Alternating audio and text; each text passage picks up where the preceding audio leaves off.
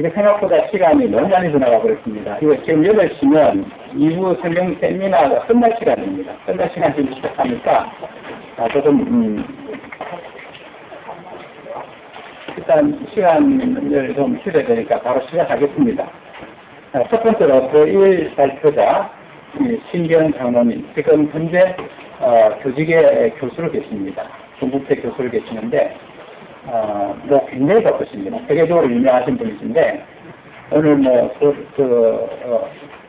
공무원 대상으로 특강 가시고, 그리고 이제 끝나고 급히 쫓아오려고 사실 좀 늦었습니다. 그래서, 우리 이 모임이 늦어진 전적인 책임을 우리 소장님한테 했거든요. 어쨌든 늦게 늦었으니까, 오늘 첫 번째 발표자로, 오늘 우리에게 주신 그 말씀이 세계 교회사, 초대 교회사를 중심으로 우리에게 좋은 말씀 해주실 줄 믿습니다. 모시겠습니다.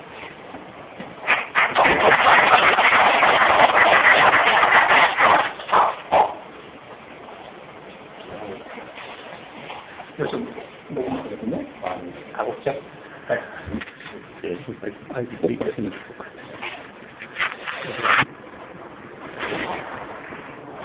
안녕하십니까. 신기현입니다.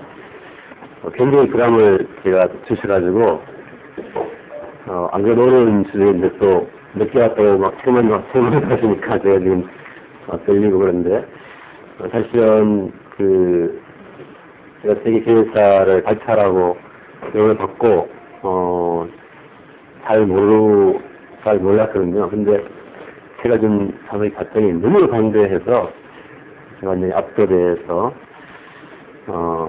여러분에게 이제 여쭤보기도 하고, 전문가한테 실제 전공하신 분을 찾아가서 여기도 하고, 이 자리에 상당 부분을 또 부탁도 드리고 해서, 제가, 이해한 만큼 조금, 오늘 발표를 하는데 잘 가르쳐 주시고, 가르쳐 주시면 감사하겠습니다. 그래서, 그 중에 세계에서 사실은 제가 이렇게 공부하면서 보니까 이게 전체 대전체를 다 커버하는 그런 저한테는 하여튼 저한테 굉장히 큰 도움이 또 됐었습니다. 제가 아는 만큼 시간을 20분 정도 하면 됐으니까. 다음 페이지. 먼저 제가 세계회사를 이제 공부를 하면서 도대체 교회사를 어떻게 이해해야 되느냐, 그것이 저한테 굉장히 큰 숙제였습니다. 과연 사람이 교회사에 대해서 말할 수 있을까? 그게 가능할까? 그게 맞는 건가? 그렇게 저한테 부딪혀서 굉장히 제가 좀 맨 처음에 이제 그런 부분이 답답했는데, 공부를 이제 하다 보니까 짧은 시간이지만, 저한테 어느 순간 이렇게 딱 이해해 주시는데, 교회라는 것이 결국은, 교회 그리스도, 머리 대신 예수 그리스도의 탄생과 부활에서 시작되는구나. 그리고, 그 부활과 동시에 성령을 주시겠다 약속하셨는데, 그 성령 임재로 교회가 시작되는구나. 그렇게 제가, 확 자기 결심을 주셨고, 그 다음에 이제 그 성령 임재가 계속되면서,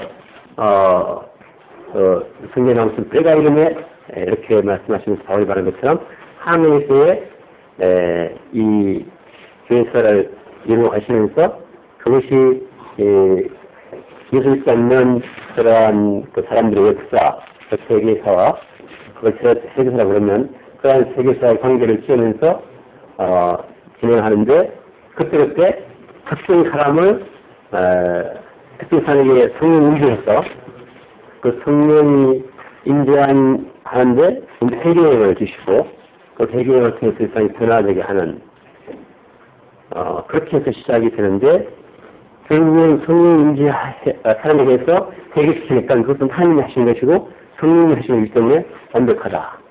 그래서 감히, 사람이 세계사에 대해서 얘기할 수 있다. 그런 확신을 갖게 됐습니다. 그래서 제가 저한테 열심을 주신 거고, 그런데 그 사람, 한 사람이 변화돼서, 이제, 교회가 변화되고, 잠시가 변화되고, 교회가 변화되고, 그것이, 교회 발전으로 이어지고, 그 다음에 이제 그 교회 변화가 사회국가의 전략으로 이어지고 세계의 역사의 전략으로 이어지는 그 결국은 세계사도 우리가 학교에 배운 세계사도 결국은 하나님 역사 속에 되는 그러한 것을 받고 결국은 그래서 다 총합하면 교회사는 성령의 역사고 그 성령의 역사 하시는 이유는 구원의 역사다. 제가 이렇게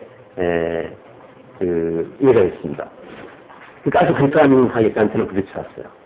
근데 이제 교회사에 대해서 적어놓은 책들이 굉장히 많은데 몇몇 책들이나 대부분 책은 사실은 세계사, 우리가 학교에서 세계사를 적는 그런 방식으로 교회사를 적어놨더라고요. 뭐 언제 누가 뭐 순교하고 언제 어떤 사람이 나와서 어떤 교리를 얘기하고 뭐 이렇게 쭉 해가지고 그것만 보면 도대체 그것이 하나님과 무슨 관계가 있는지 이해할 수 없는 그런 것인데 또 어떤 면으로 이렇게 잘 정리가 되어 있어서 하여튼 제가 선을 받아서 제 나름대로는 교회에서 이렇게 이해가 됐기 때문에 아주 간단하게 부딪혀서 많이 표현해줬습니다.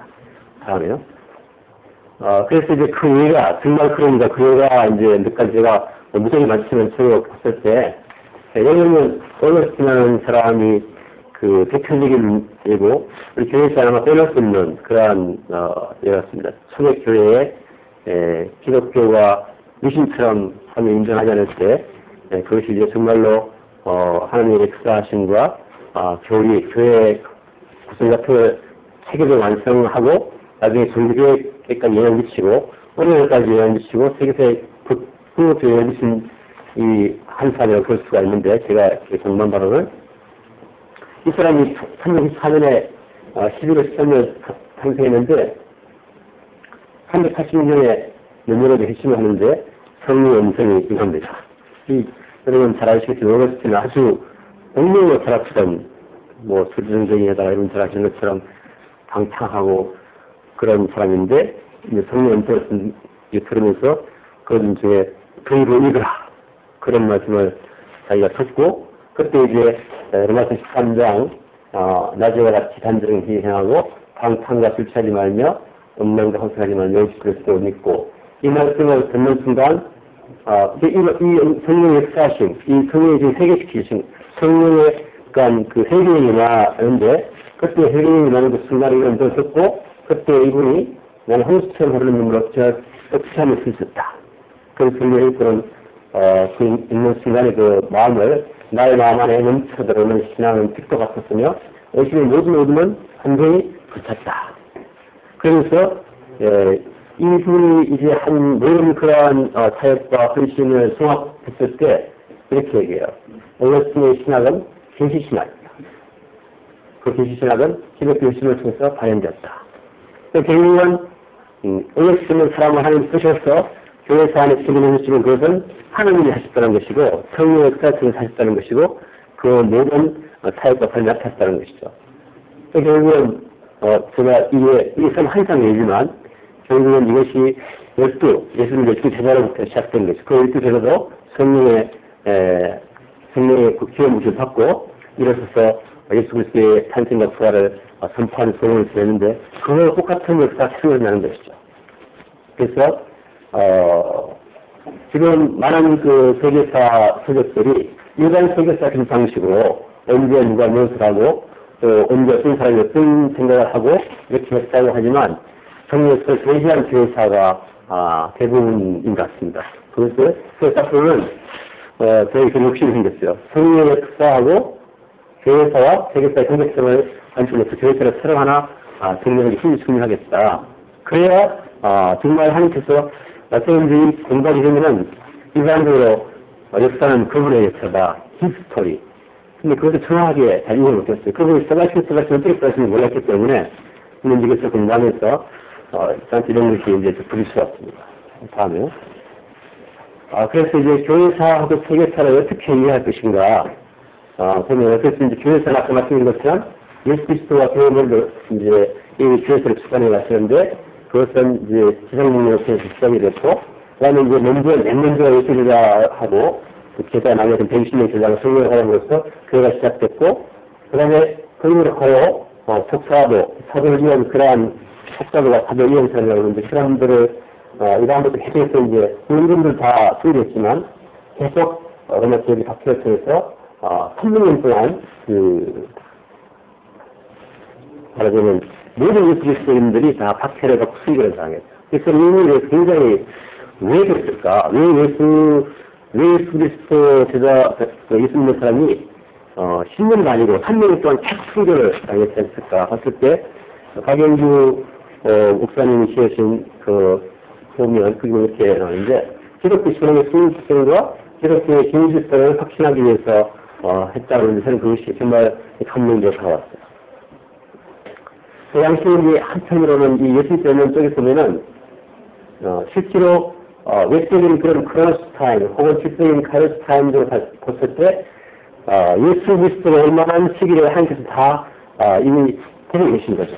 예를 들면 그 당시 로마 제국이라는 그 상황에서 세계가 로마 제국가 중심이 되고 로마 쪽에서 모든 것이 헬라 철학이나 모든 철학들이 그 속성에서 사람들이 예수님을 알 만큼 충분히 훈련되어 있는 그런 상태로 됐을 때 하나님께서 예수님을 보내시고 그 다음에 십자가를 지게 하시고 부활하게 하시고 성령을 주신 다음에 그 다음에 율도 제자를 만드셨는데 그 율도 제자로 하나님의 진실성과 저들에게 너무 약하기 때문에 콜로세움이라는 로마 원인 경기장이라는 큰 경기장에다 사람들이 다 모아놓고 예수님의 사람을 다 계속 순교하게 하는 거죠. 3년 동안. 정말 그런 소리를 끼치는데, 그러니까 전 세계를 하나로 통일한 다음에 예수 그리스도 믿는 사람들을 기술을 통해서 만들고 갔는데 그 사람들 3년 동안 순교를 시키시는데 그 순교시키면서 예수 믿는 것은 점점 더 예수 그리스도인들은 순수해져요. 그러니까 저는 이렇게 생각하는 게 그 당시에 침례 세례를 줄 때는 절대 예수를 부인하지 않는 그런 데까지 훈련시키고 그다음에 그렇게 믿음을 키워서 그것이 확정될 때 세례를 주기 때문에 세례를 절대 예수를 부인하지 않는 거예요. 그래서 로마 당국에서 사람을 다 모아놓고 하늘을 불러가지고 너 예수 그리스도 부인해봐. 예수 그리스도를 믿는 사람 절대 부인하지 않는다 하기 때문에 그렇게 해서 구분이 된다는 것이죠. 물론 문명은 이제 세계는 좀 있지만 대부분이. 그래서 그런 가운데 점점 더 그러한 모델로 순수해져 가는 거죠. 자기 선배들이 그렇게 순교를 당하는 걸 보면서 아이들도 순교하고 자녀도 순교하고 남도 순교하는 과정을 3년 동안 다 지켜보면서 믿지 않는 사람들이 그것 때문에 다 운영 경기장에 큰 경기장에 가봤는데 큰 경기장에서 그걸 모여가지고 그것을 계속 목도하는 거예요. 그리고 그렇게 순교시킨 사람들은 2, 3년 안에 다 비천을 쓰고요. 예를 들어 로망자 같은 사람들이. 그래서 이 기간을 통해서 세계 전체가 한 나라로 된 로마 제국을 통해서 콜로세움에서 하나님의 살아계심과 예수 그리스도가 정말 살아계신가 그분의 권능과 이런 것들을 온천하게 조정해가지고 모든 사람을 하여금 예수를 믿게 하는 그런 과정이 3년 동안 있었다. 저는 그런 것을 이제 공부를 했던 감동을 드렸습니다. 그래서 이렇게 한편 하시면서 나중에 이 헬라 문화나 플라톤 사상이나 이런 것들로 언어나 인식론이나 이렇게 훈련된 사람들한테 일반 시민이 하나님 실제에서 확실히 인식하도록 하여금 3년 동안 역사하시는 것이죠. 그래서는 그렇게 순교한 사람은 엄청난 권력을 속에서 순교를 하게 되고 그 보는 사람은 예수 그리스도 정말 살아계시고 하나님 정말 예수님이 정말 하나님이셨고 하나님 살아계신 것을 모두가 확정을 하기 위해서 나중에 교묘한 미지처럼 생각하던 그리스도교를 어느 교까지 이끌게 되는 그러한 과정이 있었고 이것이 오늘날 세계의 복음화에 어떤 폭발적인 권위가 되는 그러한 것을 얻게 됐습니다. 그래서 그렇게 이제 했는데 그것을 그렇게 하면서 이게 한 오거스틴까지 와서 이제 나중에는 그것이 점점 더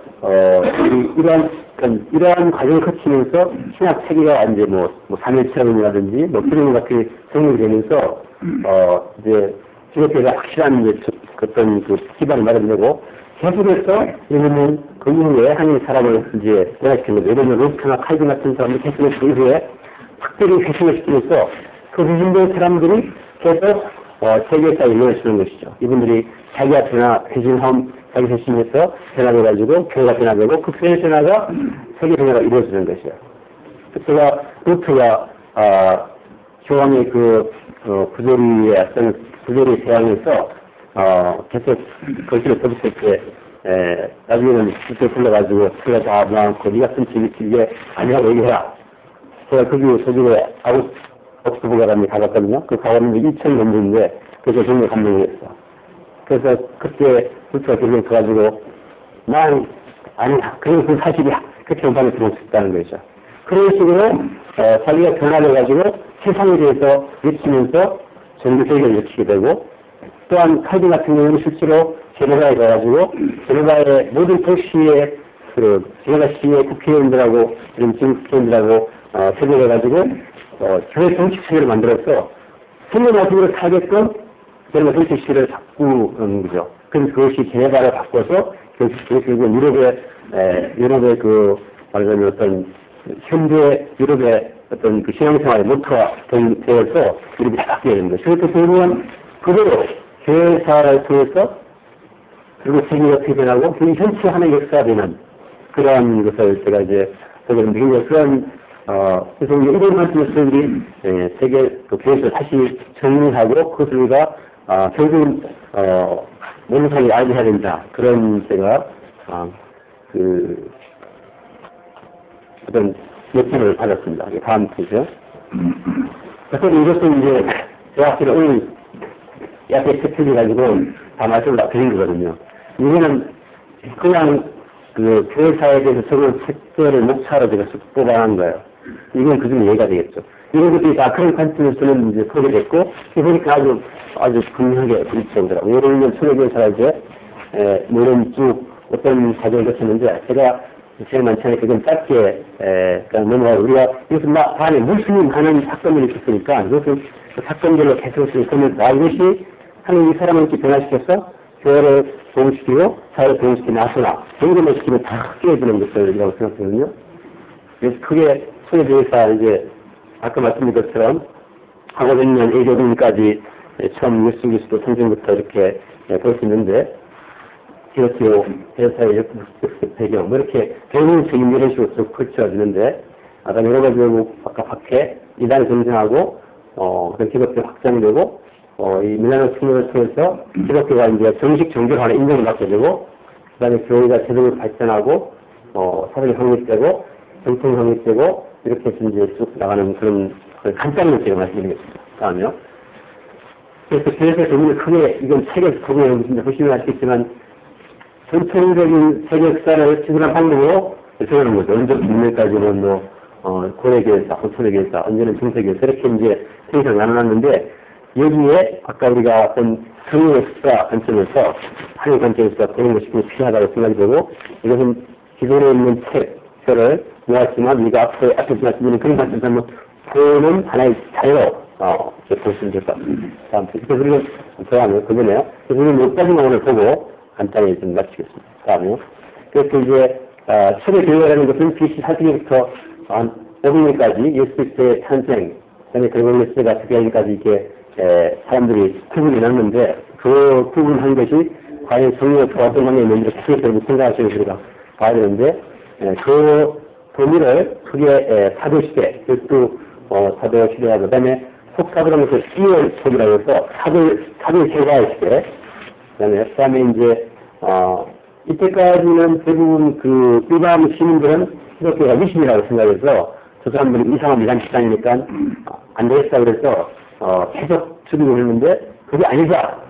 기독교가 정말 참신이다 하고 얘기하는 사람들이 변정가들 내시라고 이제 얘기했겠고요. 그 다음에 이제 그러한 가르침을, 이게 교부라고 그러면 이게 가르치는 데 대한, 가르치는 아버지, 약간 가르치는 제가 그런 게 말했겠죠. 그다음 아주 굉장한 가르침 이제 그런 가르치는 사람들의 시대. 그다음에 이제 그런 것들을 거쳐서 사상이 확립되고 역사의 느낌이 이제 되는 그러한 이제 이제 볼 수 있겠습니다. 다음에요. 그래서 이제 처음에 아까 예수 그리스도 탄생하시고 예수님께는 사람들이 세계가 있는데 그 세계가 이제 헬라 문화가 있었고 로마 문화가 있었고 유대교 문화가 있었다는 것이죠. 그래서 그런 문화들이 이제 하나님을 이해하는데 그냥 공부도 않게 그냥 아무것도 모르고 생각했던 게 아니라 충분히 생각하고 또한 그 당시에 멀리 있는 것을 배우고 그런 과정이 있었다는 것이죠. 그래서 그렇게 있었는데, 그때 이제 알렉산더라는 이제 대왕이 있었는데, 알렉산더 대왕이 있고 난 다음부터 이 사람들이 나눠져가지고 사람들이 계속해서, 팔레스타인 지역을 이렇게, 치료하게 되고, 그 치료하면서 이 기독교 예수 그리스도 믿는 사람들 이렇게 특징이 있어서 사람들이, 그 사상하고 같이 사상의 이용해서 우리가 어떻게 하면 예수 그리스도 기독교와 세계적으로 성립하는 과정에 어떻게 성경을 주고받았는지 그런 것들을 우리가 적어놨다고 할 수 있겠습니다. 다음이요. 그래서 이게 지금 당시에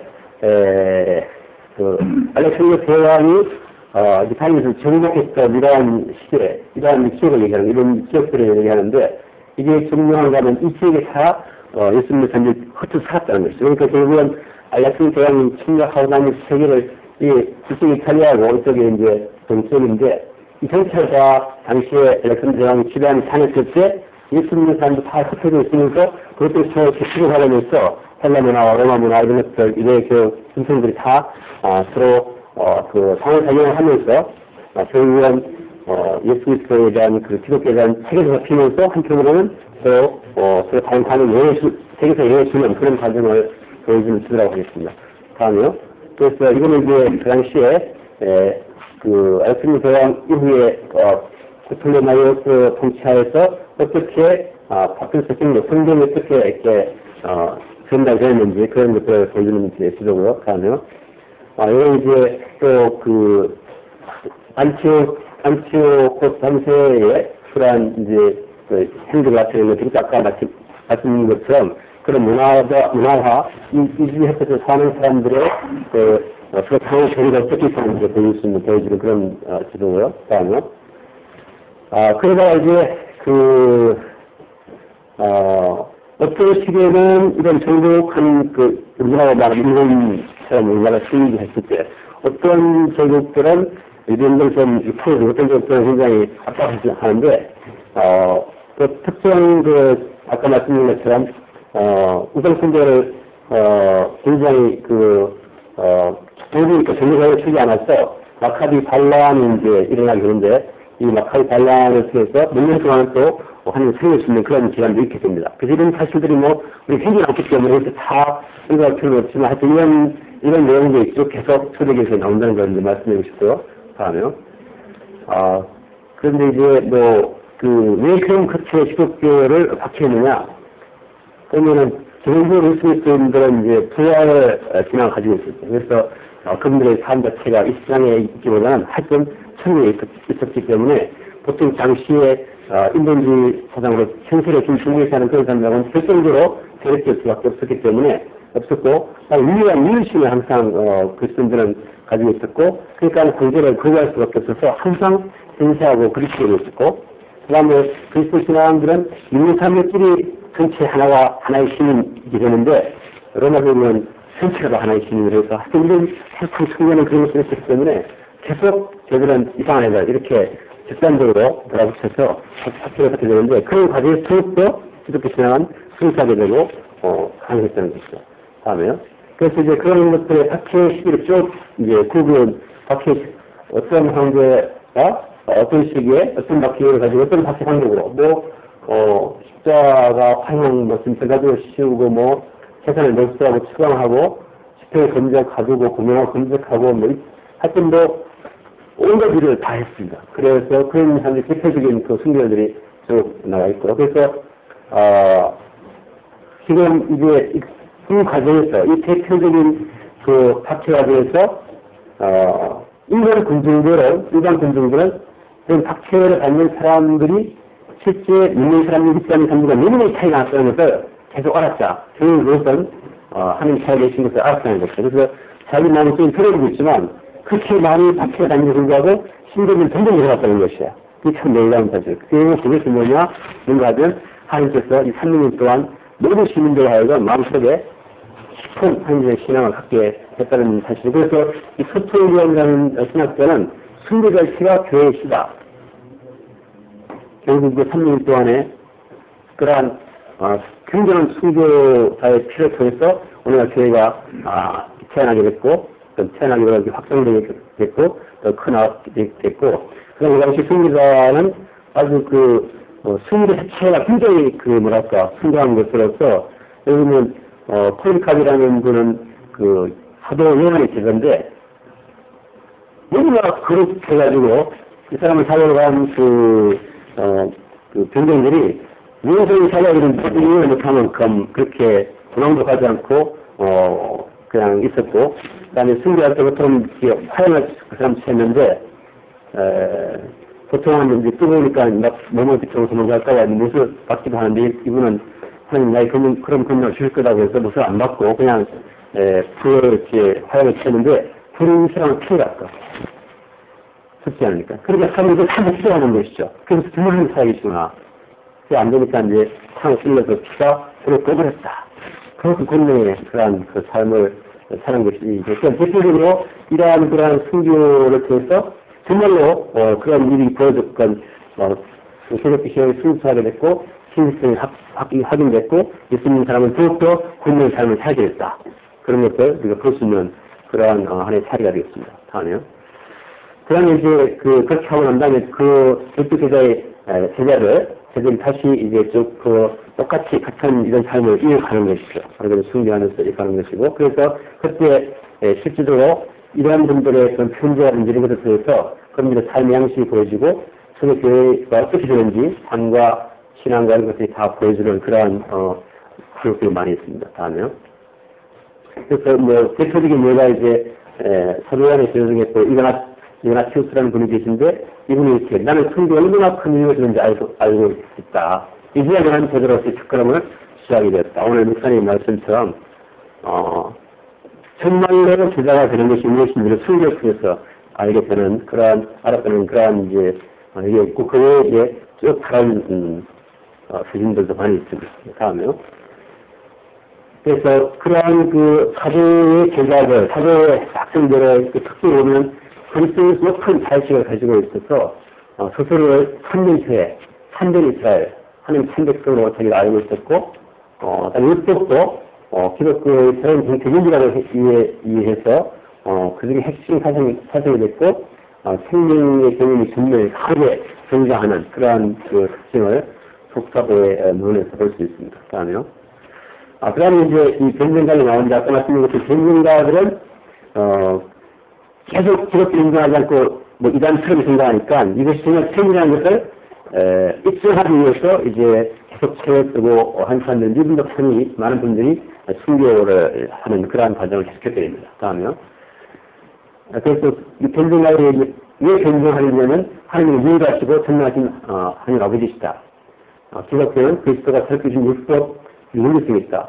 불문한다. 이런 사람들이 핵심적으로 들어가 있게 되고, 이제 로버트 동명이 나오는데, 로버트는 그 당시에 이제 헬라 철학에서 여기 나오는데, 처음으로 사람들이 이스라엘을 70명을 잡아서 이제 70명을 하여금 번역을 하게 되는데, 히브리어를 가지고 있는 성경을 헬라어로 번역을 하면서, 헬라어는 예수 그리스도에 대한 진리에 대한 말씀을 정확하게 설명할 수 없어서 이 사람 나름대로 헬라어의 그러한 로봇이란 말을 써가지고 이렇게 번역하게 되는데, 하여튼 이런 것들이 또 영어식으로 받는 아까 말씀의 헬라 문화 이런 문화들이 수식으로 받는 말이 바로 이런 말이죠. 그러니까 우리가 변증할 때 예수 그리스도의 기독교가 참이라고 할 때 헬라어를 이용해서 그런 참여를 변증해 보려고 한 것이죠. 그것이 완벽히 미천하지 않다고 이런 일들이 있으라고 우리가 이해하는 것이 중요하다고 하겠습니다. 다음에요. 그 다음에 이제 교무시인데 아까 말씀드린 것처럼 가르치는 제자, 그것을 조부, 가르칠 것자하고 아버지 붙자라고 가르치는 것 같은데, 그래서 이제 이 교무시가 있었고, 아틴학파와 알렉산드리아 학파가 있었는데, 아틴학파의 대표학사가 있고, 알렉산드리아 학파가 있는데, 제가 참 재밌게 생각한 것은, 이 아틴학파가 그리고 나중에 서구 기독교 전통을 비교하는데, 재밌는 건 아프리카 시작했다는 것이죠. 유럽이 아니라, 그래서 하여간 가까운 것이지만, 그렇게 됐습니다. 다음에요. 그래서 이제 아틴학파와 서방 어떤 기독교 사상을 이루게 되고, 알렉산드리 학파가 동방 사상을 이루게 되는데, 차이가 이렇게 동방에 쓰는 3일째 기독교 이런 것들이 이제 결정이 되고, 이 서방에 쓰는 법적인 행정적인 실질적인 이런 나타났다 사람들이 이 사람들에서 지금 법행동을 하시는 분들이 있더니 그게 자기 백그라운드 이용해서, 학문을 이렇게 되고, 기독교 이론을 이렇게 되고, 서로 이제, 어떤 철학적, 사색적 이런 관심에 많이 갖게 됐다는 것이죠. 그 다음에 이단이 이제 등장하는데, 말하자면, 하나님의 형태를 중요하지 않고 사람이 이것을 하나님을 찾아오면서, 이렇게 나름대로, 자기 나름대로 이제 해석을 쭉 하는 이러한 이제 이단이, 생기는데, 이러한 이단이 생기면서, 이제, 그 원인은, 자유축제에 체계적으로 가시지 못하고 홀수한 부분이 있어서, 했다하지만 이 과정 자체도 하나님이 쓰셔서, 나중에 이단을 검증하면서, 새로운 기독교 체계가 생겨지는, 마찬가지로 수립생 같이 생겨지는 그러한, 하나님께서 역사를 하셨다는 것이죠. 다음에요.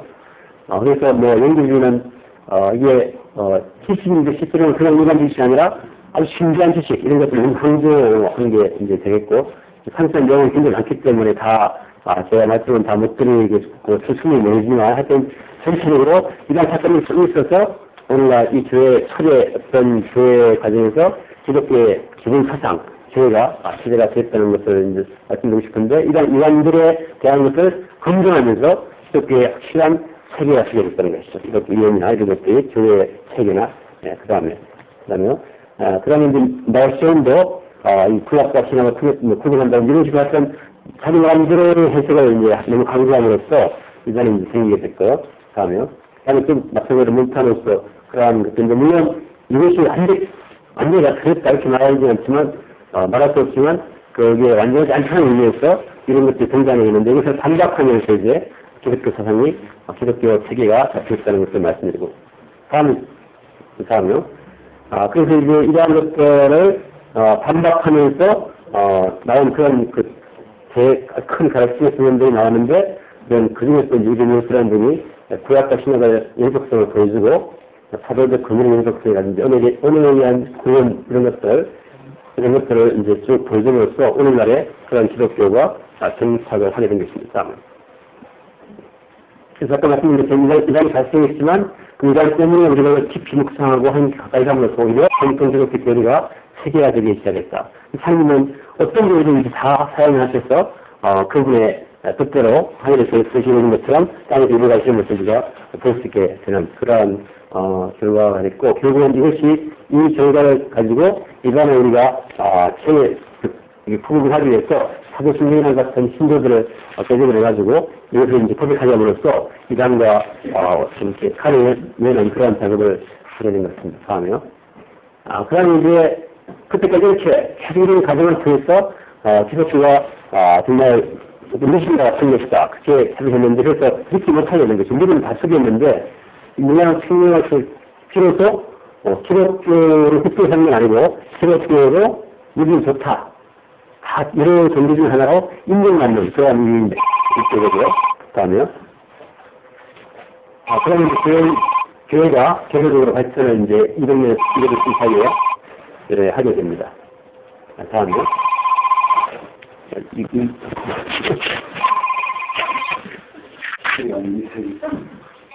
그럼 이제, 그 외에도 초대교회 예배가 어떤 식으로 시작되는지 쭉, 지난과 같이 나오게 됩니다.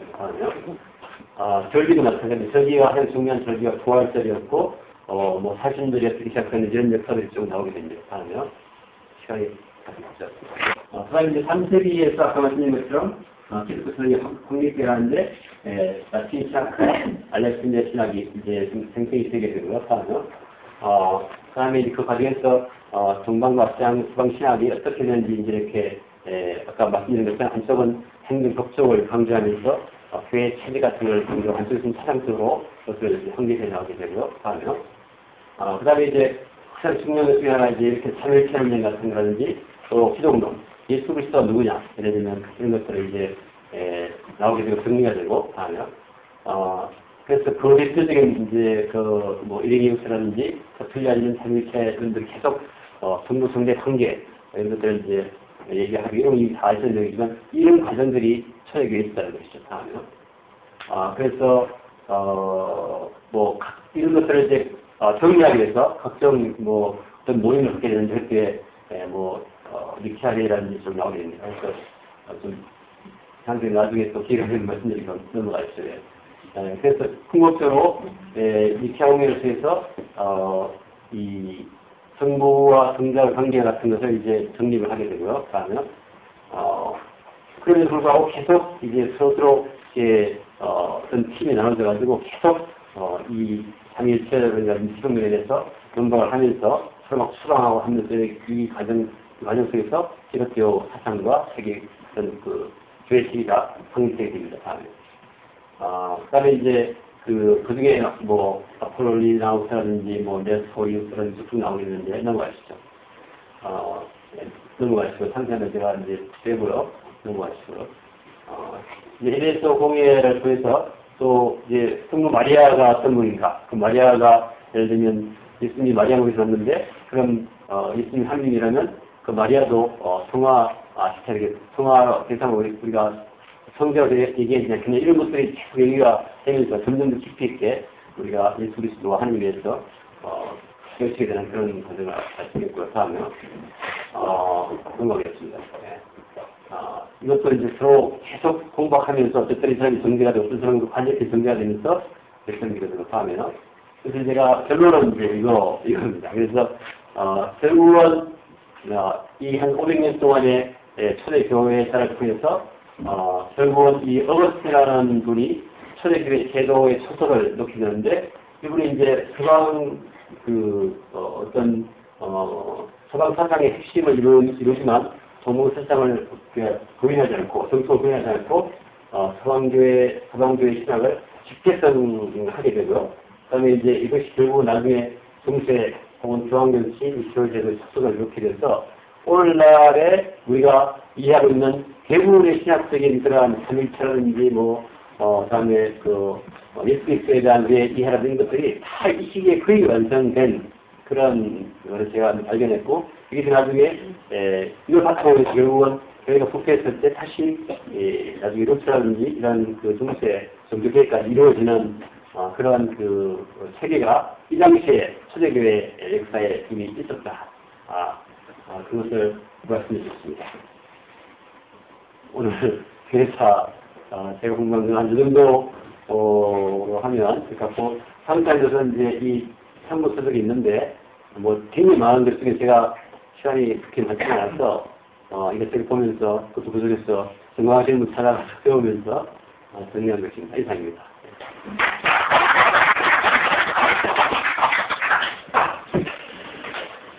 제가 과제를 준 게 한 달 채 안 된 것 같은데 방대한 내용을 보시는 것 같고 준비를 참 많이 하신 것 같습니다.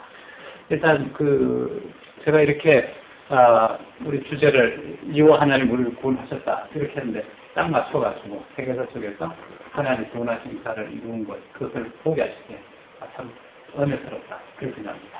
혹시 질문하겠습니까? 이런 시간에는 아주 신랄한 질문을 나와야 됩니다. 그리고 답변하고 이러면서 이제 신학적 논쟁이 이루어져야 되는데 어쨌든 역사를 통해 가지고 하나님은 우리를 정말 구원하셨다 하는 것을 분명히 보시는 것 생각하는데 이 역사 속에서 하나님이 징계하시면서 그 속에 우리에게 구원을 이루시려고 하셨다. 혹시 이런 대표적인 사건이 있습니까?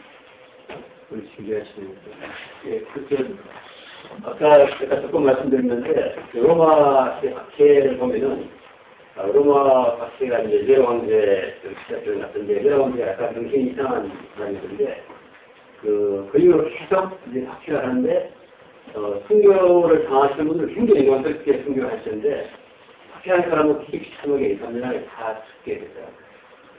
그래서 저는 근데 그건 지금도 저는 느낍니다.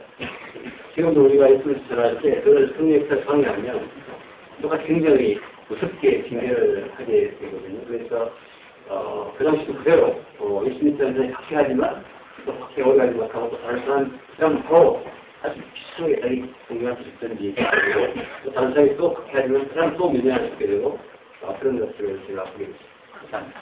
오늘 그 하나님이 여러분들의 하나님입니다. 또 없으면 이제 제2 발표선 넘어가겠습니다. 두 번째 이제 발표하실 분은 우리 이제 신상철 교수님, 국민대전 교수입니다. 제가 굉장히 좋아하는 우리 교수님이신데 잘생겼죠? 이러면 제가 항상 부럽습니다. 안녕하십니까. 김상철입니다. 저는 이렇게 이 목사님과 최 목사님의 강의를 들으면서 하나님이 어떠한 분이신가를 구체적으로 알게 되어서 정말 믿음에 성장하는 그러한 큰 은혜를 받았고요. 이러한 제가 느꼈던 공부했던 모든 것들을 여러분과 함께 나누고 싶어서 구약의 소울 선지서의 하나님 그건 어떠하신 분이신가 그런 것들을 여러분과 함께 나누고 싶어서 이렇게 소울 선지서 중에 분야한 몇 부분을 제가 발췌해서 여러분과 함께 나누고자 합니다. 그래서 제가 이제 아수르와 시리아, 그 다음에 바벨론 이런 것들이 자꾸 나와서 그러한 것들이 어떻게 이방 족속들이 어떻게 이스라엘과 관계를 맺고 있는지, 그 다음에 그 이방 족속들이 어떻게 이스라엘과 영향을 미치고 있는지를 기본적으로 알고 싶어서 약간 지도를 하나 마련했습니다. 그래서 우리가 사는 부분이 가나안 땅입니다. 하나님께서 약속하신 적과 꿀이르는 가나안 땅이고 이러한 가나안 땅에 합산에 보면 지중해가 있습니다. 이 지중해는 워낙 고운 모래가 되어서 배가 전원할 수 없는 그러한 그래서 어디론가 떠날 수 없는 그렇지만 요나가 하나님께서 아수르의 니느웨가 말할 때 요나가 다시스로 도망하는 그러한 지중해로 도망하는 유럽 쪽으로 도망하는 그러한 지중해가 폭발해 있고요. 그 다음에 이 가나안 땅에 그다음 폭발해 보시면 갈릴리 호수가 있고 갈릴리 호수에 약간 위험한 헐몬산이라는 것이 물의 근원이 있고 이 근원에서 내려온 물이 굉장히 갈릴리 호수 아주 아름답고 푸른 빛을 띠고 있습니다. 그 다음에 이제 요단강이 있고 그다음 요단강 밑에 사해가 있습니다. 이 사해가 있는 밑에 보면 홍해가 있고 그 옆에 애굽이 있습니다. 애굽은 나일강으로 이제 관리 시설을 하고 있고 옆에 여기 보시면 페르시아강이 있는데 그 옆에 바벨론 지금 현재는 이라크입니다. 이라크가 있고 그래서 이라크에 그리스강 유프라테스강이 옆에 이렇게 되어 있습니다. 이렇게 되어 있고 그 다음에 니느웨 아수르가 그리고 수리아가 있고 수리아 밑편에 현재 시리아하고 시리아의 편에 터키가 있는 그런 형태로 되어 있습니다. 여기서 보시면 여기에 이제 중동지방 이란 이라크 쪽이고 이것은 뱀의 몰이고 뱀의 이렇게 혀와 같이 이렇게 두 가지로 갈라진 형태로 나와 있고 이것은 초생달과 같은 초생달의 끝부분을 갖다고 해서 중동지방에서는 이 달을 아주 우상화하고 있고 이 나일강을 숨기고 있는 애굽은 이집트는 해를 숨기는 그러한 우상으로 숨기는 그러한 나라가 되겠습니다. 그래서 이렇게 가나안 땅이 하나님께서 투생하신 그러한 이스라엘 땅이 되겠습니다.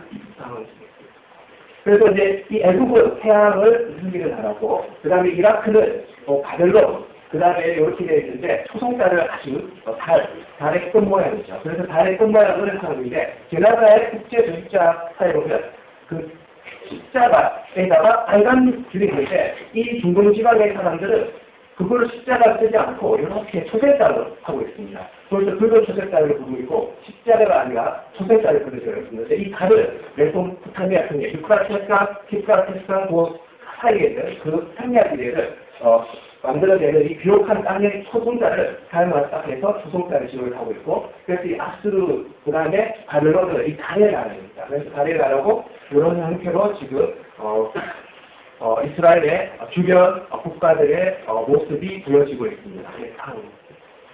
그래서 이제 이렇게 보시면 현재 그 시편 12장 16절에 12장 127절이죠. 낮의 해가 너를 상치 아니하며 밤의 날도 너를 해치 아니하고 이렇게 되어 있습니다. 낮의 해는 방금 보셨던 이집트 애굽을 의미하고 있고 밤의 달은 시리아가 아수르, 그다음 바벨론을 의미하고 있습니다. 그래서 항상 이스라엘은 이러한 아수르, 바벨론 이런 데서 계속 침략을 받지만 그리고 언젠가는 식민지화가 되고 포로 생활로 끌려가지만 궁극적으로 하나님께서 바벨론서 포로 생활을 거치게 하시고 다시 예루살렘에 오게끔 만드시고 끝으로는 하나님께서는 성전을 재건축하는 우리 마음의 성전이 다시 한번 건축되도록 하시는 그러한 하나님의 인도하심을 계속적으로 보실 수 있는 그러한 상황이 되겠습니다.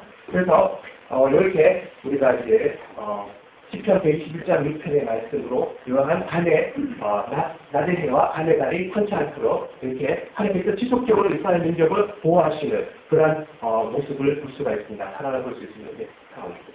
그래서 이제 우리 가나안 땅에 보면 갈릴리 호수가 있는데 이 갈릴리 호수는 가로수를 이렇게 굉장히 넓은 호수입니다. 그래서 새로하고 이렇게 굉장히 넓은 호수인데 바다같이 굉장히 넓습니다. 여기는 참으로 아름답고 신비로운 호수인데 이걸 어떻게 이렇게 하냐면 헐몬사에서 내려오는 그러한 물의 근원을 그 해로 받아서 요단강으로 해로 흘려주고 있습니다.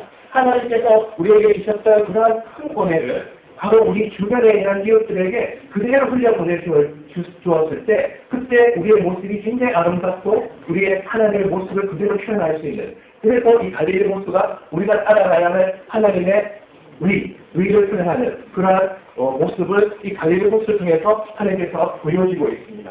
그 다음에 이 요단강은 그대로 흘러가고 있고 그 다음에 사해는 그대로 물을 가지고 있고 그 다음에 어디로 주지 않습니다. 그렇기 때문에 그 물이 고여서 이제 소금물이 되는데 이 죽은 바다가 됩니다. 그래서 어느 정도 은혜를 받았을 때 우리가 하나님께 받은 은혜를 주위에 나눠주시고 같이 함께 동참했을 때 이러한 되는데 이 사회는 주지 않고 있기 때문에 이제 하나님께 받은 축복을 받기만 하는 상황에서는 이렇게 하나님과 멀어지고 그 다음에 죽은 바다로 이렇게 변하는 것을 지형적으로 우리가 볼 수가 있습니다.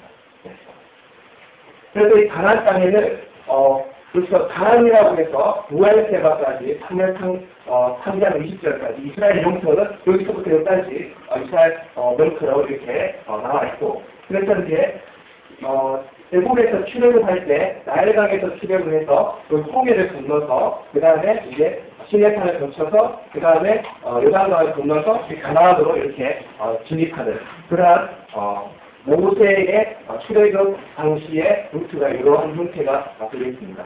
그래서 이제 이러한 광야를 지나게 될 때 이스라엘 백성들의 이제 여러 가지 하나님께서 만나도 주시고 그 다음에 단서하셔서 물을 내시는 그러한 과정이 되는데 이러한 것이 하나님의 도움이 없이는 이러한 곳에서 살 수 없는 그러한 일기 그 다음에 그러한 기후가 여기 있습니다. 그래서 보시면 낮에는 한 40도 정도가 있는데 성지순례에 있는 그런 분들을 말씀드리면 한 10분만 생활에 겪게 되면 온몸이 땀을 젖고 도저히 그럴 수 없는 그러한 상황이 되는데 그래서 구름이 2, 3분 동안 머리에 있으면 굉장히 선선하고 그렇게 시원할 수가 없다고 그렇게 말씀을 하고 있습니다. 그래서 이제 이스라엘 백성들은 출애굽 시에 이런 구름 기둥으로 하나님께서 인도를 하십니다. 그래서 구름 기둥이 머물러 있으면 한 달간이라도 움직이지 않고 1년이 머물러 있으면 1년간은 그대로 그 자리에 머물고 구름 기둥이 움직이면 이스라엘 백성이 따라 움직이게 되겠습니다. 그래서 구름 기둥으로 이스라엘 백성을 인도하시는 하나님의 모습을 여기서 또 볼 수가 있습니다. 그 다음에 이제 이스라엘 가나안 땅에 보시면 여기 평지가 있다가 산지가 있다가 이렇게 내려가면서 내려가는 계곡적으로 이렇게 되어 있습니다. 이제 이 부분은 해발 200m 아니고 해저 그러니까 우리가 해발이 아닙니다. 해발이 아니고 해저로 이렇게 내려갑니다. 굉장히 낮은 지대에 있습니다. 그래서 약고 평야, 그 다음에 차론 평야, 블레셋 평야 이렇게 해서 채소나 사료를 꽁지라고는 꼭재배, 그 다음에 보리 재배를 이렇게 블레셋 평야에서 하고 있습니다. 그 다음에 이제 이렇게 산지가 계속되다가 이렇게 지형이 이제 안으로 푹 꺼지는 산지가 계곡으로 바뀌는데 이 갈릴리 호수나 그 다음에 사해 이런 정도는 해저 212m, 그 다음에 해저 한 400m 땅 밑에 위치하는 그런 과정이겠습니다. 그래서 이렇게 보면 우리 이쪽에 이제 예수님께서 나셨는데 예수님께서 마을 위에서 태어나시면서 세상에서 가장 낮은 자리에서 태어나셨으며 지형적으로도 세상에서 가장 낮은 지형에서 태어나셨던 것을 우리가 볼 수 있으면서 낮은 자에 임할 때 우리 낮은 자로서의 우리가 교만을 버리고 항상 낮은 자로서 우리가 사역에 임할 때 우리가 예수님을 닮아갈 수 있는 그런 모습을 이해한 것을 볼 수가 있습니다.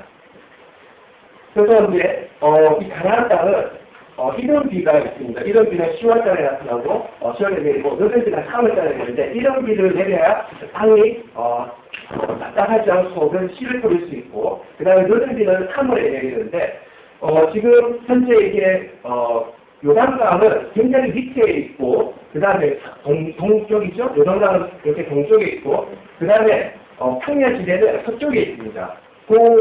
지금은 200m 밑에서 펌프질을 해서 서쪽으로 물을 끌어올 수 있는데 지금 그 지형적으로 그 당시에서는 모터를 이용해서 물을 끌어올 수는 없습니다. 순전히 하나님께서 승리하시는 비를 통해서만 이스라엘 백성은 고리를 재배할 수 있고 꽃을 재배할 수 있고 채소를 재배할 수가 있는 상황입니다. 그래서 항상 이른 비와 늦은 비가 항상 그때 내려야만 곡식을 심을 수 있고 그 다음 곡식의 결실을 받을 수 있습니다. 항상 그래서 이 가나안 땅은 하나님께서 약속하신 축복의 땅인데 그 축복의 땅 안에서 오직 하나님만 바라고 하나님께 기도할 때만 이 축복의 땅에 적과 꿀이 흐르는 그러한 것을 우리가 볼 수가 있습니다. 그래서 우리가 지속적으로 우리가 신입구원이라든지 그 다음에 견인구원 단계. 이 견인구원 단계 안에서도 신입구원 단계에 있었던 하나님과의 지속적인 관계를 하나님께 기도하고 하나님의 말씀을 지속적으로 보고 하나님과의 관계를 지속적으로 유지할 때 우리가 견인구원의 지속적인 구원의 단계에 이른다고 우리가 이러한 가나안 땅의 지형으로서 우리가 볼 수가 있습니다. 그러나 이 나일강은 항상 이 나일강이 굉장히 외국의 접촉이라서 길이가 600km 돼서 언제나 이 관계 실살만 옆으로 놓으면 물이 지속적으로 나갈 수 있고 곡식을 재배할 수가 있습니다. 여기서는 지형이 낮고 높음이 없습니다. 그냥 관계 실살만 끌어놓으면 항상 곡식을 심을 수 있습니다. 그래서 여기서는 애굽에서는 하나님을 찾을 필요가 없고 항상 자원이 풍부하기 때문에 자기들이 최선인 것으로 생각하고 있고 오직 인본주의만 발달하고 하나님을 생각하지 않는 그러한 모든 나무의 근원은 인간이라는 그러한 인본주의가 여기서 생성이 되었습니다. 그래서 신명기에서는 하나님께서 말씀하셨습니다. 네가 얻을 땅은 애국과 다르다 이렇게 말씀하셨습니다. 하나님께서 지속적으로 그러한 가나안 땅에 약속하셨지만 그 가나안 땅에서 적과 꿀이 흐르기 위해서는 하나님께 기도하고 하나님께 가야 되는 그러한 과정이 되겠습니다. 그 다음에 이제 또 가나안 땅은 사방이 위쪽으로는 아수르가 있고 그 다음에 밑으로는 애굽이 있고 옆으로는 이제 이렇게 갈릴리호수와 요단으로 막혀져 있고 서쪽으로는 지중해로 이렇게 막혀져 있습니다. 그래서 이렇게 사방이 막혀 있고 하늘초가 있는 곳에서 이런 곳을 하나님께서 축복의 땅이라고 약속하셨고 이런 땅에서 우리의 하늘초가의 인생에서 하나님과 지속적으로 관계를 맺고 하나님께 기도하고 하나님께 충격적으로 하나님과 끊어지지 않는 그러한 관계를 유지하도록 하는 거 하여서 이렇게 하나님께서 이렇게 하늘초가의 땅을 주셨습니다. 약속하셨습니다. 네.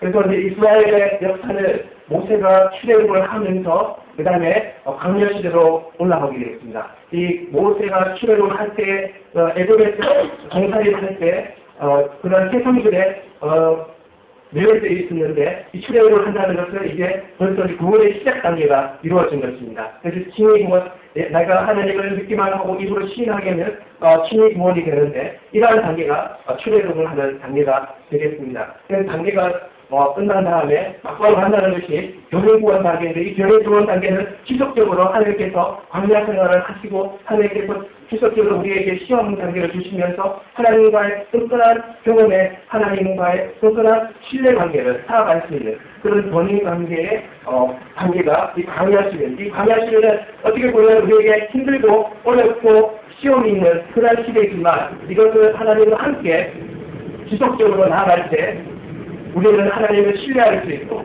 하나님의 사랑을 받을 수 있고 하나님의 은혜를 받을 수 있는 그러한 축복의 시작이 되겠습니다. 이런 광야 시대는 우리에게 있어서 가장 의미 있는 하나님을 만날 수 있는, 진실하게 하나님을 만날 수 있는 그러한 이런 시기가 되겠습니다. 그래서 가나안 땅은 우리가 원하는 목적지입니다. 우리가 원하는 목적지가 하나님께서 약속하신 땅입니다. 그 땅에 입성할 때도 하나님께서 줄곧 이런 비와 늦은 비를 바라시도록 우리를 만들어 놓으셨습니다. 그렇기 때문에 거기 가서도 병행공무원 단계에 있었던 우리가 하나님의 지속적인 관계, 그다음 기도 이런 것을 지속적으로 일어나가야 되는 그런 입성이 되겠습니다.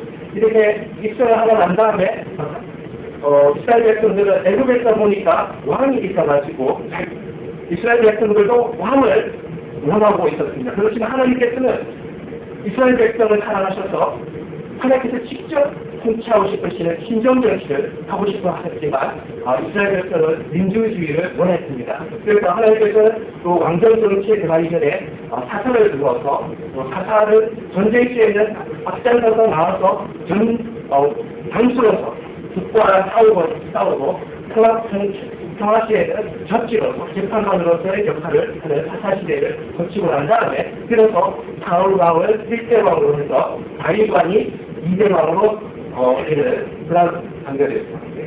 그래서 왕국시대입니다. 그래서 다윗 왕과 솔로몬 왕이 있고 그 솔로몬 왕의 타락으로 인해서 여러 가지 이방신을 섬기는 우상신을 섬기는 그런 타락으로 인해서 분열 왕국시대가 됩니다. 그래서 북이스라엘과 남유다 이렇게 되는데 북이스라엘은 줄곧 즉위하는 왕들은 모두 다 하나님을 대감하는 그러한 왕들이 즉위하게 되겠습니다. 그러니까 우상을 숨기고 하나님을 숨기지 않고 하나님께 기도하지 않는 그러한 왕들이 즉위하고 있고 남유다에서는 즉위 초기에는 하나님을 섬기지만 즉위 말기에서는 하나님과 거리가 멀어지는 그러한 왕들이 즉위하게 되겠습니다. 그래서 하나님께서는 북이스라엘을 아스루는 이쪽에 있습니다. 니느웨를 수도라고 하는 아스루에 의해서 멸망을 시키게 됩니다. 아스루는 굉장히 잔인한 민족입니다.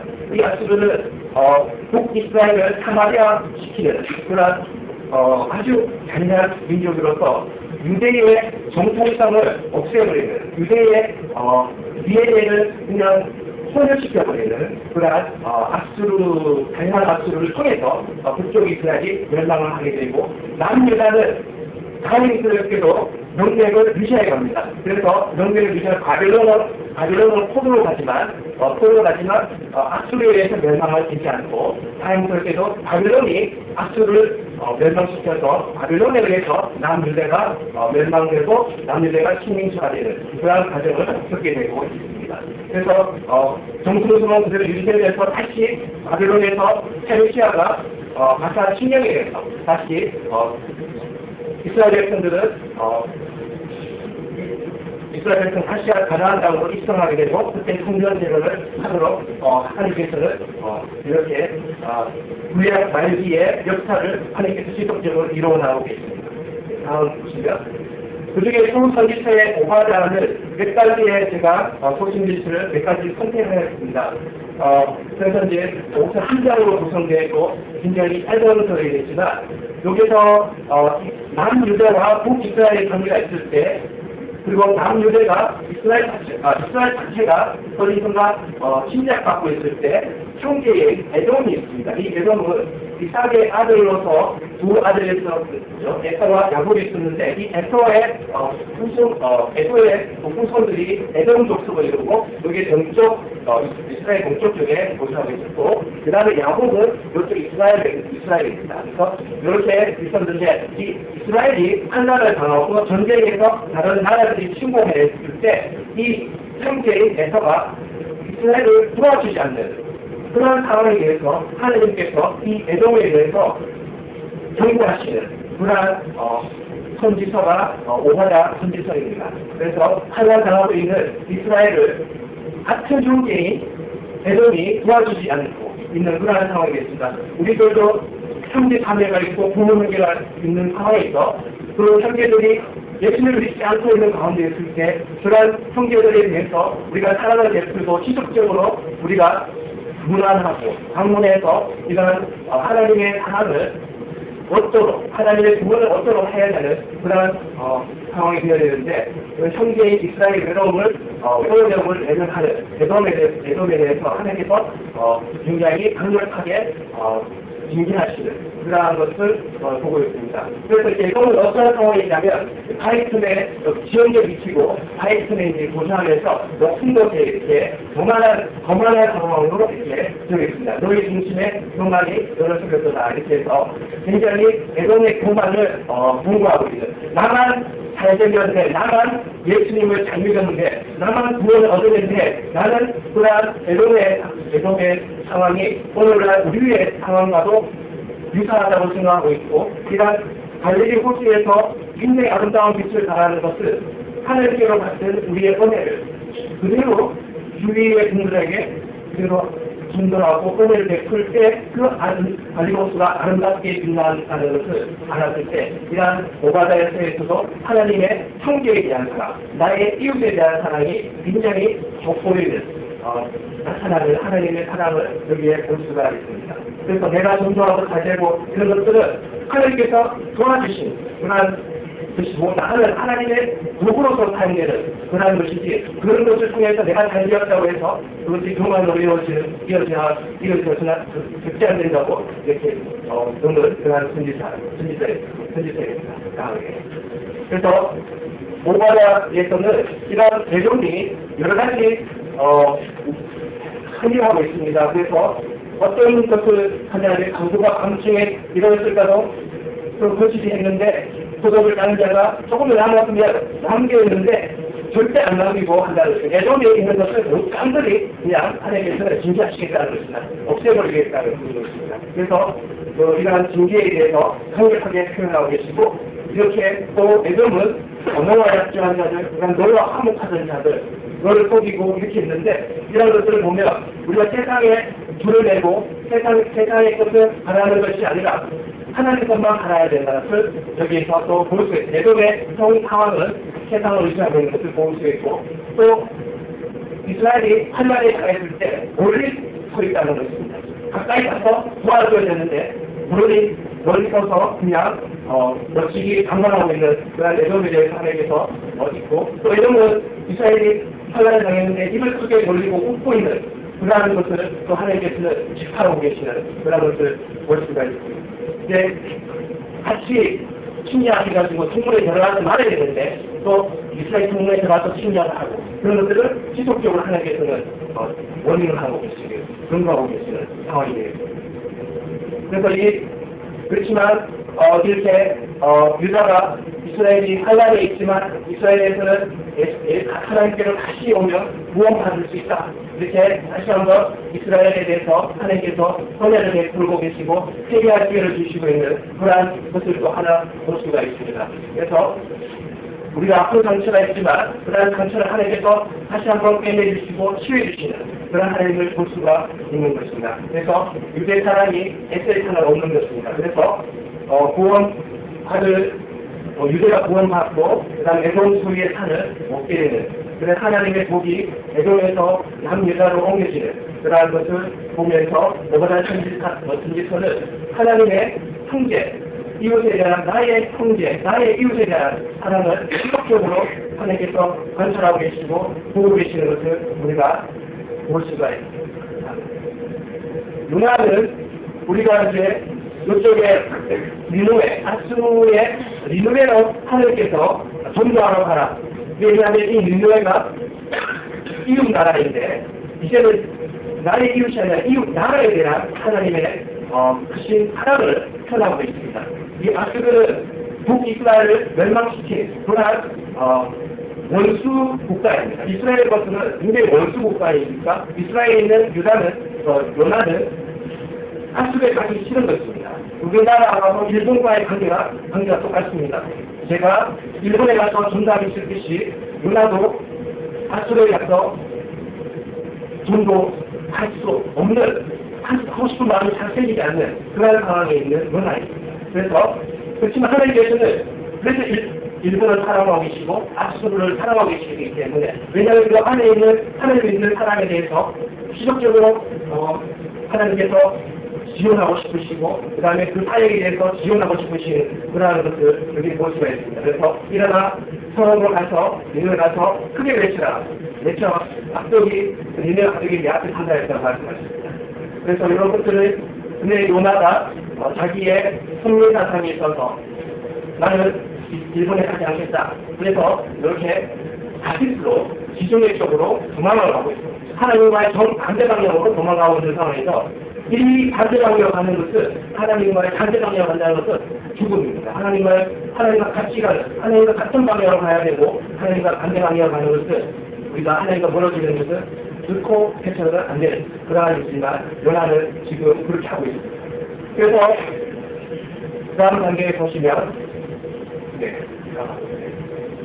요나를 만나는 모든 사람들은 그 주위에 있는 풍파가 일어나고 있는 상황이지만 큰 재앙이 일어나고 있고 그래서 요나를 만나는 사람들은 굉장히 불안한 그런 상황에 있는 상황이 되겠습니다. 그래서 지금 여기서 폭풍을 만났고 요나는 한 배 자체에 폭풍을 만났고 또 요나는 밑으로 내려가지고 살리는 상황입니다. 이 잠이라는 것은 영적으로 죽어있는 상황입니다. 하나님과 가까이 있지 않고 하나님과 멀어진 상황을 이야기를 하고 그래서 이제 요나가 물속에 바트를 젖히고 다시 한번 물고기 뱃속에 가서 그때 해결하고 다시 한번 하나님께서 일어나라. 다시 한번 니네웨성으로 가는 그때 요나가 해결하고 다시 니네웨성으로 가게 돼서 그때 여기에서는 3일길로 전도를 해야 되는데 요나는 하루길로 전도를 하고 있습니다. 3일길이라는 것은 구석 다니면서 신중하게 보면서 이렇게 전도를 해야 되는데 일본이라는 그냥 대충 가서 가능하게 그냥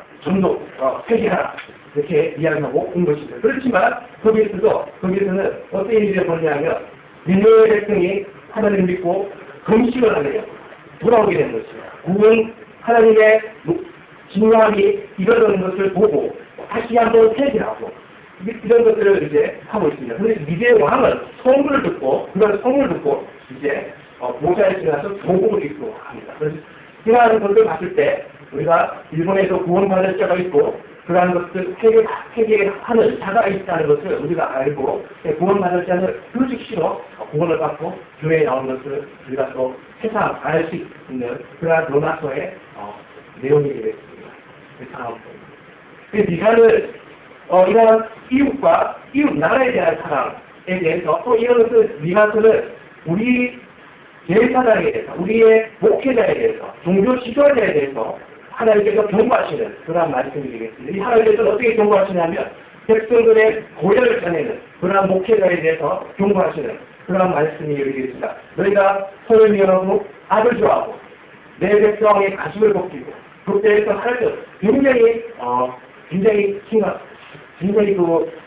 굉장히 무서운 말씀들이 나오고 있습니다. 그래서 이 성도의 고열을 전하는 목회자에 대해서 하나님께서 경고하는 말씀이 미가서. 그래서 우리가 굉장히 하나님에 대한 사랑을 이 성도들에게 전파하는 그런 축복의 통로로서 말씀의 통로로서 사용되는 그러한 목회자의 모습으로서 그 있기를 하나님께서 원하시고 계십니다. 그래서 이러한 말씀을 통해서 우리는 회개하고 다시 한번 우리가 하나님께 재정립하고 하나님께 제대로 서는 하나님께 한점부풀없이 서는 그러한 목회자로서의 삶을 우리가 살아가야 되는 것을 미가서에서 하나님께서 이야기하고 있습니다. 그래서 유다가 바벨론에 있습니다. 이 바벨론의 식민지 노예 포로로 잡혀가 있습니다. 그런 상황에서도 하나님께서는 구원을 다시 한번 너가 회개하고 하면 다시 한번 구원을 주시겠다고 이렇게 이야기하십니다. 증거에만 있는 것이 아니라 하나님께 돌아가면 하나님께서 사랑을 베푸시는 그런 하나님의 모습을 볼 수가 있는 상황이 되겠습니다. 그래서 이 미가서에서는 우리의 예수님께서 탄생하시는 그런 예언이 있는 아주 중요한 대목이 이스라엘의 다스릴 자가 누가 족속 중에 작을지라도 낮은 자에게 임하신다는 예수님의 말씀, 예수님이 이스라엘을 다스릴 자가 내게로 나올 것이라 그의 정보는 상고의 태초이니라. 이 주님의 탄생을 이야기하는 그러한 구약 시대에서 주님에게 상징하는 한 구절이 되겠습니다. 그래서 에브라다는 열매를 맺는다는 것이고, 이런 미가스가 우리가 성직자로서, 우리가 제사장으로서, 우리가 직분자로서의 열매를 맺어야 돼요. 그러한 것을 하나님께서 이야기해 주시고, 또 열매 맺는 사명을 원하시고, 그러한 낮은 자에 임하시는, 그리고 낮은 자에 임하시는 예수를 보고 닮아가면서 우리도 마음속에 낮아짐으로써 다른 사람의 말을 듣고 그 사람의 마음을 헤아려주고 이해하고 같은 사랑으로 보살펴주는 그러한 미가서 선지자의 그러한 내용이 되겠습니다. 이 나홀은 궁극적으로 니누에 하나님께서는 일본에 대해서도 사랑을 베푸고 계시고 있습니다. 이방 족속의 이방 나라에 대해서도 사랑을 베푸시고 있고, 요나가 니누에 가서 구원을 선포하고, 그래서 니누에는 칭의 구원 단계에 들어섰습니다. 그렇지만 이 니누에는 북쪽 이스라엘을 침략해서 북쪽 이스라엘을 멸망시키는 하나님의 도구로 사용되면서 견인 구원 단계를 거쳐가는 그런 단계에 갔는데, 궁극적으로는 견인 구원 단계를 달성하지 못하고 궁극적으로 바벨론에 의해서 멸망을 당하고 있습니다. 그래서 이 이러한 하나님께서 보시는 이 칭의 구원 단계 다음에 견인 구원 단계, 이렇게 해서 구원의 단계를 하나님께서 보여주시기 위해서 이 나움 선지자를 통해서 악술에 대해서, 니누에 대해서 경고하는 그런 말씀이 되겠습니다. 그래서 칭의 구원 단계, 구원이 다 이루어진 것은 아니고 그 다음에 견인 구원 단계. 그래서 하나님께 제가 하나님의 자녀이며 그것을 입으로 시하고 그 다음에 견인 구원 단계에서 하나님 함께 생활하면서 하나님의 점점점 승화되는 그러한 견인 구원 단계를 거치면서 마지막으로 하늘 앞에서는 영광 구원 단계에 우리가 이루어져야 된다는 것을 이런 나움 선지자를 통해서 이야기를 하고 계십니다. 그 다음에 이제 하박국에서는 이렇게 말씀하고 남쪽 유다가 지속적으로 하나님께 범죄하고 있는 그런 상황에 대해서 하박국 선지자가 하나님께 왜 이렇게 죄에 빠진 남쪽 유다를 하나님께서 징계하시지 않느냐, 이렇게 하박국 선지자가 하나님께 남쪽 유다를 징계하십시오라고 이렇게 기도하고 있는 내용입니다. 만약에 이것이 그대로 이루어지게 된다면 그 시대에서는 아수르가 북쪽 이스라엘을 사마리아시켰던 아수르가 남쪽 유다를 그대로 멸망시키게 되는 그런 상황이 되겠습니다. 이것은 남쪽 유다 자체도 북쪽 이스라엘처럼 민족의 순수성이 없어져 버리는, 그러니까 이스라엘 민족성이 없어져 버리는, 순수성이 없어져 버리는 그런 상황이 되어버립니다. 그래서 하나님께서는 하박국의 내용을 그대로 그 당시에 그대로 들어주시지 않으시고 하나님의 시화 때를 기다려서 바벨론이 강성해질 때까지, 바벨론은 그렇게 심하게 민족성을 없애버리는 그런 바벨론은 아닙니다. 아수르보다는 약한 그런 공격성을 가지고 있는 바벨론입니다. 이 바벨론을 통해서 하나님께서는 남쪽 유대를 멸망시키고 그 멸망시킨 그 유다 민족, 이스라엘 민족을 민족의 순수성을 없애는 것이 아니라 포로로 가져옵니다. 그래서 포로로 데리고 와서 70년간 바벨론에서 포로 생활을 하게 난 다음에 페르시아가 이제 바벨론을 멸망시키고 페르시아의 아사 왕이 유대 민족을 다시 한번 제자리로 가게 하라. 해서 다시 되돌아오게 됩니다. 70년간 포로 생활을 하고 난 다음에. 그래서 이제 그러한 내용이 여기에 하박국 선지사에 나오고 있습니다. 그래서 현재 나의 기도를 하박국이 하나님께 드렸는데 왜 나의 기도가 응답되지 않느냐라고 많은 사람들이 생각할 수가 있습니다. 그 당시에 하나님의 시화때가 있다는 것을, 그 당시에 만약에 하박국의 기도를 하나님께서 들어주셨다면 하나님께서는 이 남쪽 유다 자체도 없어지게 되고 하나님께서 섭리를 펴주실 이스라엘 민족이 없어지게 되는, 세상에서 없어지게 됩니다. 그렇기 때문에 남쪽 유다가 없어지고 되면 그 이후에 나타나실 우리의 예수님의 다윗의 후손이신 그러한 예수님의 역사도 이루어질 수 없는 그러한 것이 됩니다. 하박국의 기도를 통해서 우리는 하나님의 시화때가 있음을 우리는 지속적으로 알게 되겠습니다. 그래서 도신들 선지서에서는 이렇게 오바야, 그 다음에 요나, 미가, 나훔 이렇게 돼서 형제, 나의 이웃에 대한 사랑이 오바야 있고, 그 다음에 요나는 우리 이웃 나라에 대한 사랑이 하나님의 사랑이 이렇게 있음을 볼 수가 있습니다. 미가는 우리의 목회자가 하나님 앞에 한들 부분 없이 설 수 있도록 하는 그러한 것이 되었고, 그다음 나오는 우리가 니누웨가 신이 구원 단계에서 전이 구원 단계로 가지 못함을 우리가 하나의 예화라서 실화라서 보여주고 있습니다. 그래서 하박국은 믿지 않는 자가 나가 하나님께 기도하는 내가 하나님께 기도하지 않는 자보다 잘 나가지 못할 때, 그럴 때 우리는 하나님의 씨와 때가 있음을 그 믿지 않는 자를 통해서 하나님께서 무언가 하신다는 것을 우리는 알고 씨와 때를 기다리고 인지하는 그런 하박국 선지자의 모습을 볼 수가 있습니다. 그래서 스바냐스는 이렇게 스바냐스는 이제 남유다가 이제 멸망하는 바벨론에 의해서 멸망당하고 바벨론에서 남유다의 민족들이 바벨론에 가서 70년간 노예 생활하는 그러한 모습을 보여줍니다. 그 다음에 학계에 들어가서는 다음 단계의 소선지서인데 이렇게 바벨론의 포로로 가는 남쪽 남유다의 이스라엘 백성들이 70년간 바벨론에서 노예 생활을 하면서 다시 페르시아에 의해서 다시 한번 풀어졌습니다. 이스라엘로 돌아오면서 하나님께서는 이 학계 스가랴서를 통해서 무너졌던 솔로몬 성전을 다시 재건하라는 하나님의 말씀이 이 학계와 스가랴서에 나타나게 됩니다. 궁극적으로는 이 소선지서 구약의 말기의 구약의 끝부분에 하나님께서는 궁극적으로 무너졌던 성전의 재건축, 우리가 이 목사님께서 말씀하셨던 성전은 구약의 성전은 신약에 와서 예수님으로 완성이 된 것을 우리가 알 수가 있습니다. 그래서 구약의 성전에 우리 안에 번제단이 있어야 되고, 그 다음에 구약의 성전에 번제단이 있지 않습니까? 번제단이 있고, 그 번제단은 예수님의 신약에 와서 예수님의 피로서, 예수님께서 십자가에 돌아가심으로써 피로서 그 번제단을 완성을 하셨고, 그 다음에 물두덩이 있으면서 그 물두덩을 폐기하는 곳으로 신약에서 완성이 되었습니다. 그 성전안에 그것을 마치고 난 다음에 우리가 성소에 들어가게 되는데, 그 성소에 들어가게 되면 세 가지의 우리의 의무가 또 있지 않습니까? 그 방법이 되면 그 다음에 말씀을 강대상이 있고 떡상이 있고, 그 다음에 금상장이 있고, 그 다음에 촛대가 있지 않습니까?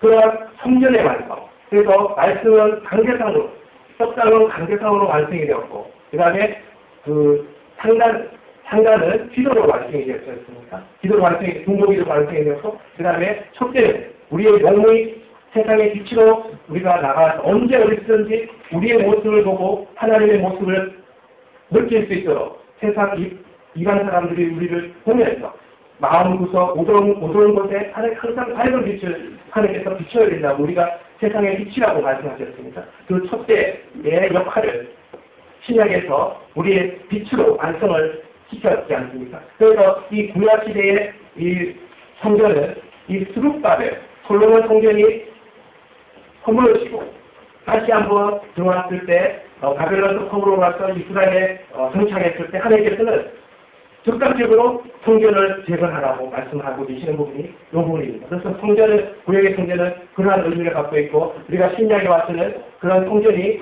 우리의 모습으로 예수님께서 십자가에 돌아가심으로 그런 모습들로서 완성이 되었고, 이러한 성전의 모습이 오늘날 우리에 와서 그것이 구체화되는 그러한 것을 하나님께서 원하시고 계신 것을 이러한 선지서를 통해서 즐겁적으로 하나님께서는 구약시를 통하고 신약시를 통해서 오늘 성령시를 통해서 하나님께서 우리 안에 성전에 있기를 원하시는 것을 지속적으로 말씀을 하고 계십니다. 그래서 우리 안에 번제단이 있어서 항상 용서하는 마음, 항상 다른 사람을 이해하고 다른 사람의 모든 것들을 듣고 이해하고 용서하는 마음들이 번제단으로서 완성이 되었습니다.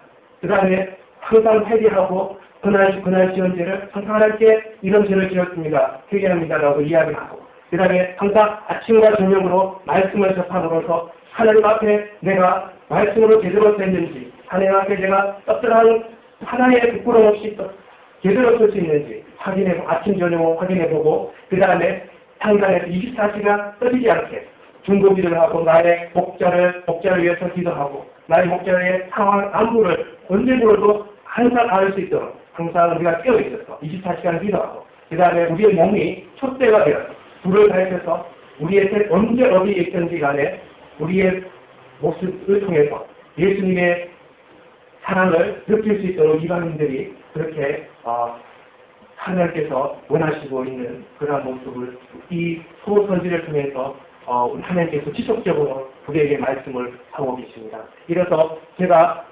구약에 있는 여러 가지 지형을 통해서 하나님께서는 4년 초과인 이스라엘 중에서 그것이 가나안 땅이라고 말씀하셨습니다. 그 가나안 땅은 하나님께서 축복의 땅이라고 말씀하셨는데 지속적으로 그 가나안 땅에서 하나님과 함께 하나님께 기도하고 하나님께 간구하고 하나님께 구하고 하나님께 잘못되었습니까? 하나님 제가 제대로 써있습니까? 하나님께 말씀을 통해서 하나님 저한테 이야기해 주십시오. 라고 했을 때만 하나님께서 이른비와 늦은비를 주시면서 이스라엘 백성을 구하고 구원해 주시는 그러한 지형적인 모습을 보면서 그 낮은 자리에서 태어나신 예수를 보면서 우리가 성경의 말씀을 구약시대의 선지서를 통해서 하나님의 지속적인 이웃에 대한 사랑, 이웃 나라에 대한 사랑, 우리의 자신에 대한 바로서 그런 것들을 이 구약의 선지서를 통해서 하나님을 알 수 있는 구체적으로 하나님을 알 수 있는 이러한 것을 알았을 때 저는 너무나도 좋았고 이런 것을 모든 사람에게 알려주고 싶은 그런 마음이 많았고 학생들에 대해서도 이렇게 이야기하고 그 다음에 제가 금요일날 설교하는 곳에 모든 곳에서 이러한 하나님의 사랑에 대해서 하나님의 진실에 대해서 이야기하고 있습니다. 감사합니다.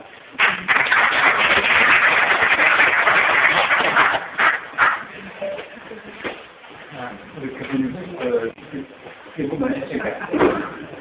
네, 그게 대답인데, 배운 입장입니다. 아까는 오타가 납니다. 해서 넘어가야 되는데, 오타가 아니고, 진위가 아니고, 친구이 이제 제가 조합하입니다. 네, 그럼 다행이네. 친구입니다. 그럼 말해요. 그다음에 아까 지연적으로 해서 이렇게 참 재밌게 단순하게 또 하나님을 알게 되셨구나. 그런 은혜를 우리가 좀 이전과 좀 많이 얻어야 됩니다. 좋은 그 선물을 주신 것 같은데 하나님께서.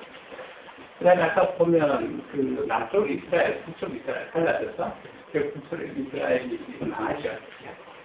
그 사실 역사 속에 하나님이 어떤 일도 없습니다.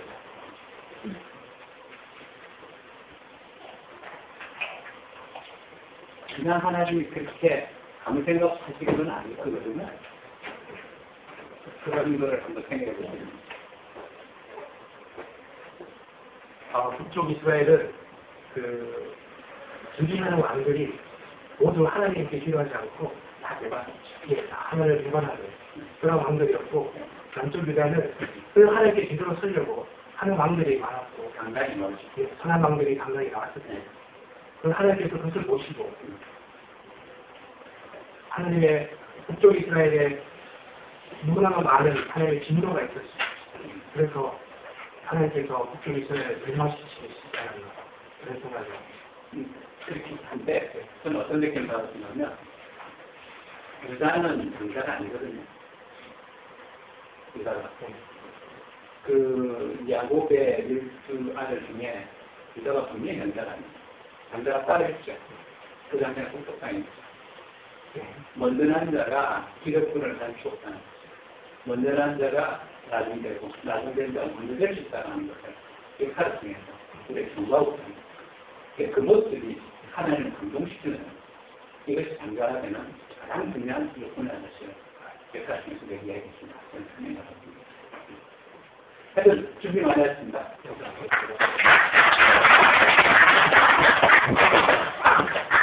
자, 이제 세 번째 세션, 세 번째 발표자입니다. 이규철 전도사님 발표해 주시겠습니다.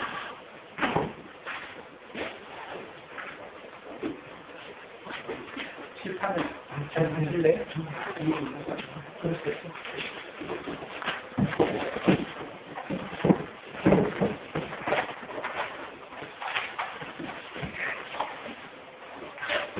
순서를 일본어로 했으면 좋았을 거라는 생각을 잠깐 합니다.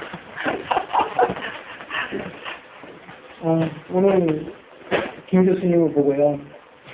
저렇게 또 하나님이 사용을 하시는구나 라는 것을 저는 깨달았어요.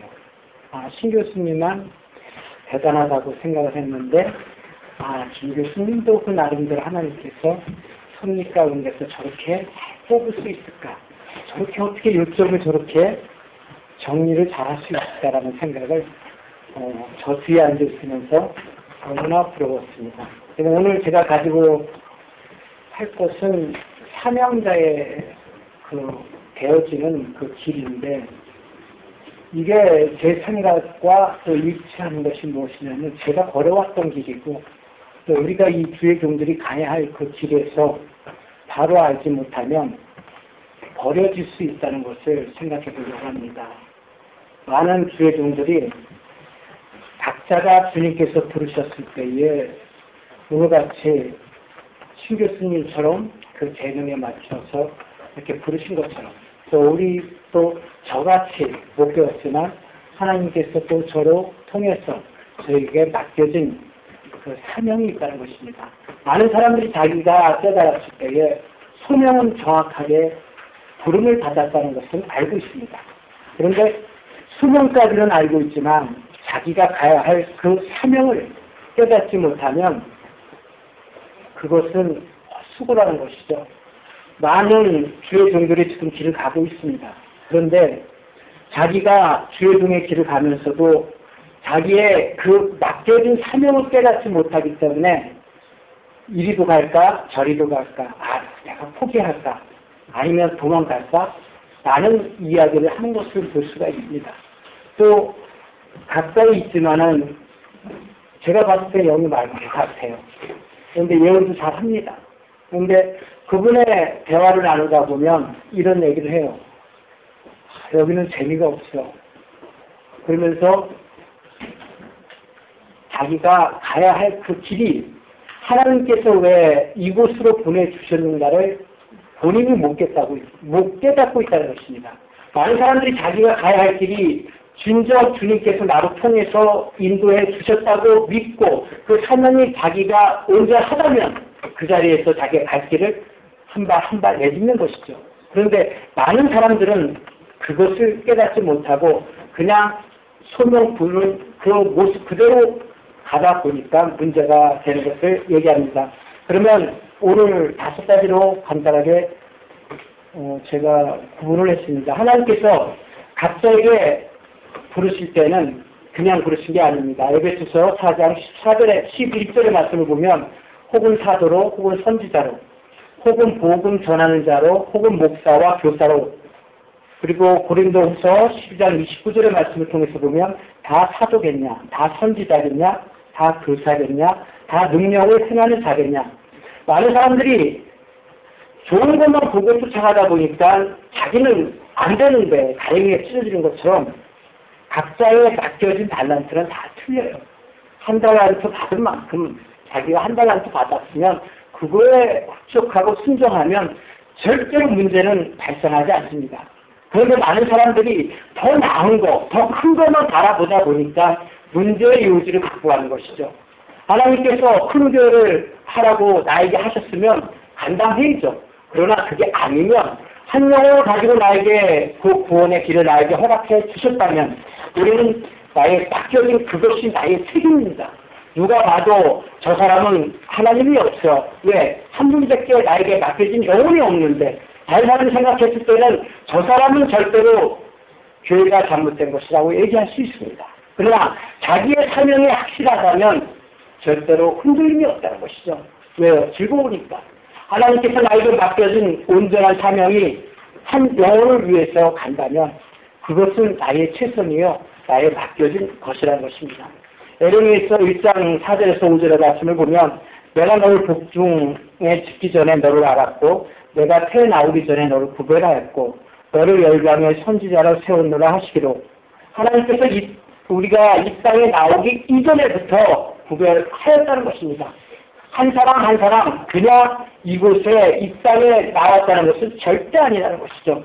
구별해서 너가 무엇을 할 것인가에 대해서 하나님께서는 다 정해졌습니다. 그런데 우리가 그것을 잊고 가는 것이죠. 왜냐하면 내가 조금 잘하면 다 잘하는 것처럼 생각해요. 그죠?